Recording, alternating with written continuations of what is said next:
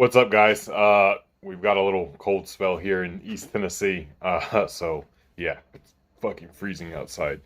Anyway, let's get to this week's Q&A. Any update on IronLoo? I don't have an update on IronLoo. I received word from somebody a few weeks ago, like not about him, but that him wanting to get in contact with me, and I gave my contact information for him to get in touch with me. And I'm waiting on correspondence. I will let you guys know whatever I can let you know. If he wants me to keep it between me and him, obviously I'm not going to tell you guys shit about it. So, uh, but yeah, no updates right now. Weighted walks for calf growth. Sure. I mean, I would add some hills in there. Probably going to help. And it's something that's going to be like thoughtless. If you're like me, like I like going on walks anyway, so you throw on a weighted vest or something, walk up some hills. It's some thoughtless calf growth. I don't think it's going to be like the best or most optimal way to grow your calves. There should probably be some more direct training, but it's certainly not going to hurt anything. And like I said, that thoughtless work is going to be good. I gave myself one night, the night after Halloween. I ate some of Dante's Snicker bars. He's actually allergic to chocolate, so unfortunately, a lot of the candy in his Halloween bag he doesn't get to have. But I did. I had a little splurge night. I don't know. I ate all the fun size Snickers that were in his bag. I don't know how many there were, but I ate them all. Thoughts on back extensions replacing deadlifts? I mean, not doing deads, but one day RDLs and one day back extensions in a week. I mean, it's they're not like interchangeable lifts in my opinion. Obviously, if you're doing RDLs in the week, you can certainly have back extensions on your other day.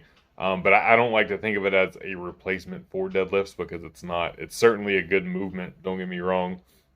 And I think doing like having RDLs as your primary hinge movement one day and then having back extensions as your primary movement on another is absolutely fine. I just wouldn't phrase it as like replacing deadlifts because it's not a replacement for deadlifts.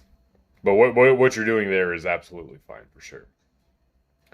How damaging is the adaptation blending effect of cardio with after strength training if you cannot separate them out to stow rate session? I don't get the end of that question there, but cardio after training is something I do a lot. So I'm fairly strong. I'm fairly muscular. There is some effect, of course. For the general practitioner, I don't think it's too big a deal. I did drop a lot of my cardio when I was in prep for the powerlifting meet, but that's because I was trying to hyper optimize things.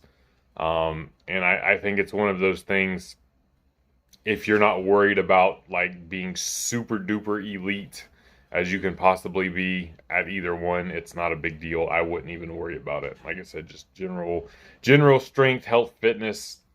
Do it when you can get it in. I don't think you're going to have too much of a blunting effect there. It's overstated a lot on the internet because everything is talking about being hyper optimal for this or that.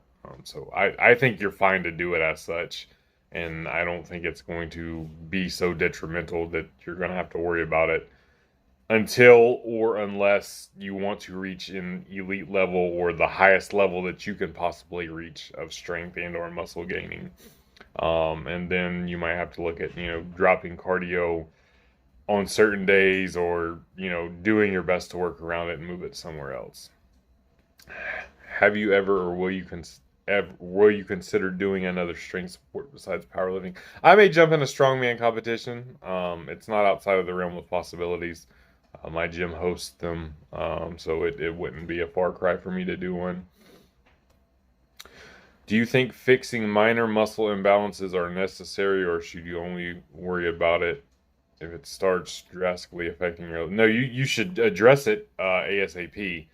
I think there's not this big, huge, like, oh my God, this minor imbalance is going to absolutely kill my productivity versus,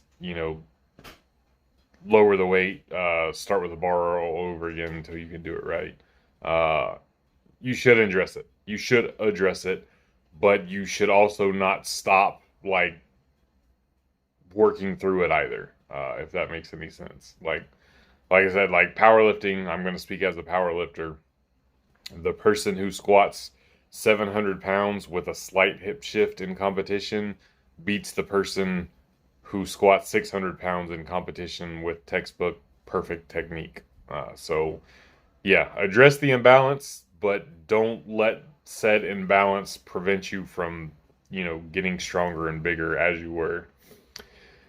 In hindsight, would you change anything in your routine which got you from 225 to 405 bench? I mean, I trained like a fucking idiot. I mean, I should say yes in hindsight, but probably not. It was fun. I don't regret anything. We were fucking smoking, drinking, eating Chinese food all the time and just having fun benching fucking heavy, wearing bitch mittens while we did it. Um, no, it was good times. I'd do it again. And that wraps up this week's Q&A. So appreciate all the questions, y'all. Peace.